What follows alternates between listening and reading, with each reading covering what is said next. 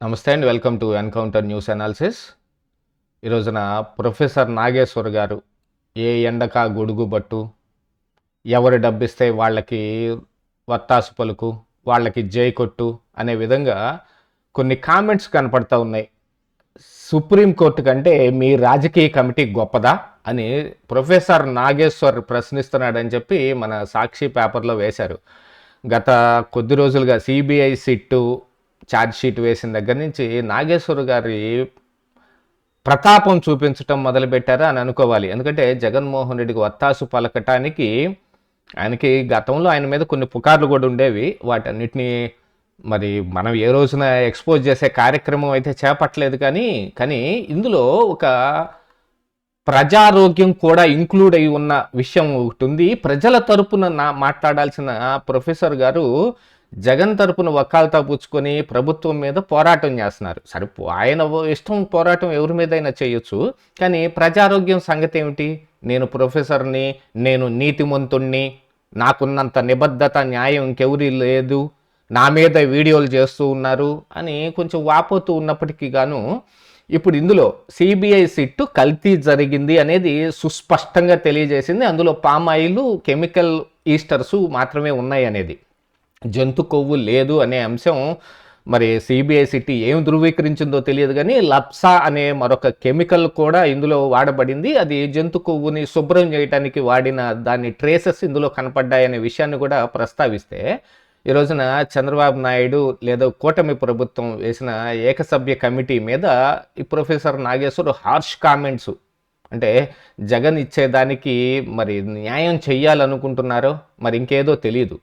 ప్రజల పక్షాన పోరాటం చేయాలి, ఓకే, అది మీకు ఇష్టం లేదు, మీరు దాని మీద మాట్లాడుకోదలుచుకోలేదంటే మాట్లాడకుండా మెదలకుండా ఊరుకున్నా కూడా ఎవరు అభ్యంతరం పెట్టేది ఏం లేదు. ఇక్కడ మీరు ఎదురుగా చూడండి, మీకు కనపడుతోంది కదా, సుప్రీంకోర్టు కంటే మీ రాజకీయ కమిటీ గొప్పదా?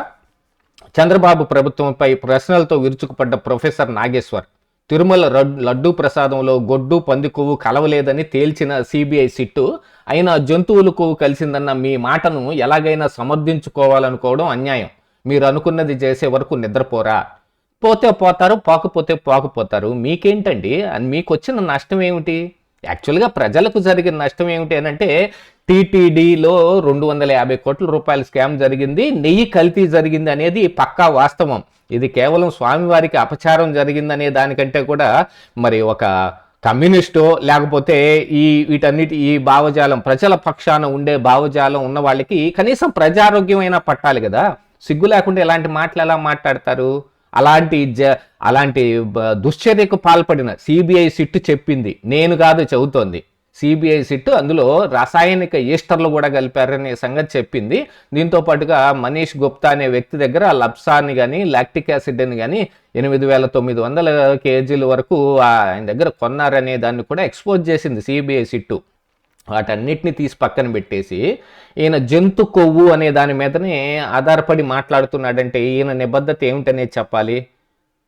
ఇంకా చాలా పచ్చిగా చెప్పాలి అని అంటే, ఎంత చేసినా జగన్ సంఖ్య నాకుతారు అన్నట్టుగా కనపడుతుంది. ఇంత హార్ష్ కామెంట్స్ చేయడానికి చాలా బాధాకరంగాను చాలా అవమానంగా కూడా ఉంది సాటి అనలిస్ట్ని ఇలాంటి మాట అనటానికి. కానీ ఆయన మాట్లాడే మాటల ప్రకారంగా ఇది ఒకసారి మనం ఆయన ఏం మాట్లాడాడు చూద్దాం. సిబిఐ సిట్టు దర్యాప్తులో జంతు కొవ్వు కలిసిందన్న నిర్ధారణ కాలేదు గనక మరో కమిటీ వేసి నిర్ధారిస్తారా? ఆ కమిటీ కూడా నిర్ధారించకపోతే ఇంకో కమిటీ వేసి నిర్ధారిస్తారా? తిరుమల లడ్డూలో గొడ్డు కొవ్వు పంది కొవ్వు కలిసిందని మీరన్న మాటను నిరూపించే వరకు నిద్రపోరా? ఏంటిది అసలు? మీ తీరు అన్యాయం అని చంద్రబాబు ప్రభుత్వంపై ప్రముఖ సామాజిక విశ్లేషకుడు ప్రొఫెసర్ కె నాగేశ్వర్ ప్రశ్నలతో విరుచుకుపడ్డాడు. ఈ మేరకు సామాజిక మాధ్యమాల్లో ఆయన మాట్లాడిన వీడియోలు వైరల్ అవుతున్నాయి.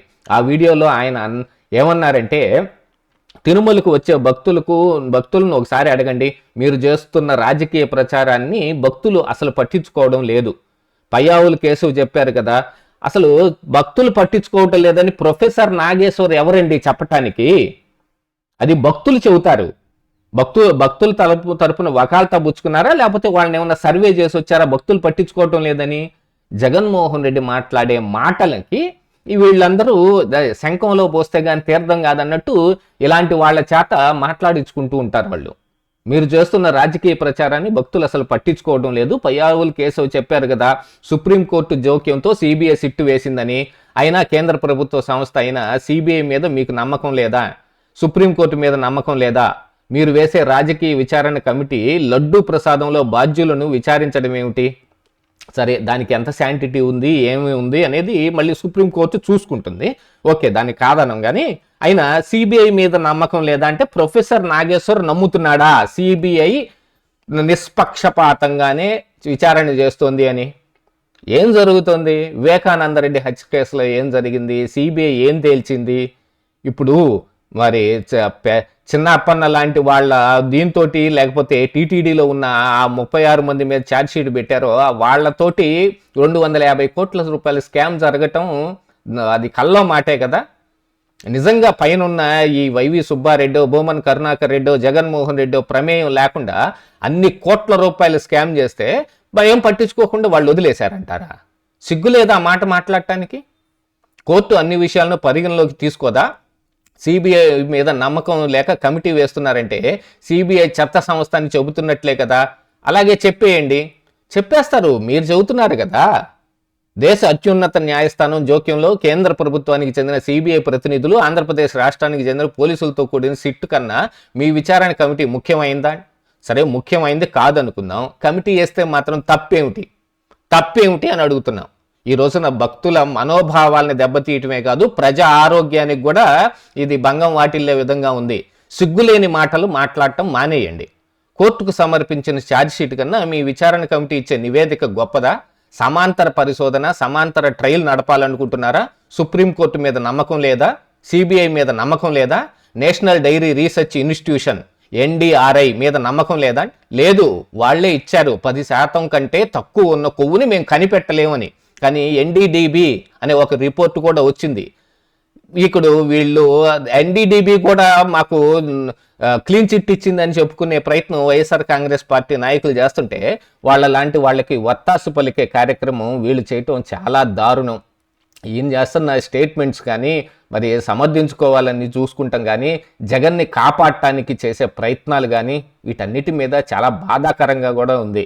మామూలుగా సిట్టిపై నమ్మకం లేదని ప్రతిపక్షాలు చెబుతుంటాయి, ఇక్కడ ఆ మాట అధికార పక్షం చెబుతుంది అని ప్రభుత్వాన్ని ఏకవతలు పాడేశారు. ఏకేం చేస్తాడు? జగన్ ఇస్తున్న సొమ్ము అలా పనిచేస్తుంది. గతంలోనే పుకార్లు ఈయన మీద బోల్డ్ ఉన్నాయి. సరే, అవన్నీ నిజమా అబద్ధమా అనేది తీసి పక్కన పెడితే ఈరోజు ప్రజల తరపున మాట్లాడే మాట రాలేకపోతుంది. కాదు, నేను వీడియోలు చేశానంటారు. దమ్ముంటే ఆ వీడియోలను బయట పెట్టండి. ఇదిగో, నేను ప్రజా ఆరోగ్యం దృష్ట్యా వీళ్ళు చేసిన సిబిఐ సిట్లో వచ్చిన ఈ కల్తీ నెయ్యి మీద పలానా మాట మాట్లాడాను అనేది ఆ వీడియో రిలీజ్ చేయండి.